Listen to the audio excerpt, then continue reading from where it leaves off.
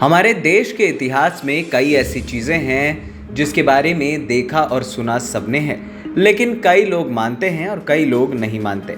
ऐसे में इस खास रिपोर्ट में हम आपको ऐसी ही अजीबोगरीब बात बताने जा रहे हैं। दरअसल आचार्य चाणक्य से कौन वाकिफ नहीं है। वो अपनी चाणक्य नीति के कारण समस्त समाज में याद करने योग्य हैं। उनको कौटिल्य और वात्स्यायन के नाम से भी जाना जाता है। उनके विचार और महिलाओं के लिए कहे गए वक्तव्यों से अधिक फेमस है कि वो कहते हैं कि एक स्त्री ही एक घर को बर्बाद कर देती है और एक स्त्री ही एक घर को 4 चांद लगा देती है। उन्होंने अपनी चाणक्य नीति में ये भी लिखा है कि स्त्री के कुछ भाग ऐसे होते हैं जिन्हें छूने से घर में सुख समृद्धि और वैभव आता है और घर में लक्ष्मी का आगमन होता है।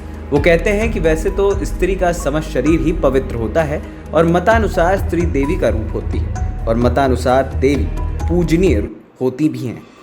दरअसल चाणक्य ने कहा है कि वो स्त्री अपने पति की उम्र कम कर देती है जो उसके बगैर आज्ञा के व्रत रखती है और अपने शरीर को हानि पहुंचाती है, और वो स्त्री कभी खुश नहीं रह सकती जो अपने पति को दुख पहुंचाती है और संकट में अपने पति का साथ नहीं देती।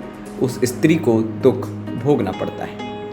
ऐसे में हम आपको बता दें कि स्त्री का वो कौन सा भाग है जिसे स्पर्श करने से घर में लक्ष्मी बरसती है। दरअसल स्त्री के कान के पीछे का हिस्सा स्पर्श करने से घर में धन वर्षा होती है, क्योंकि स्त्री का ये पवित्र स्थान होता है। ऐसा चाणक्य के अनुसार कहा जाता है।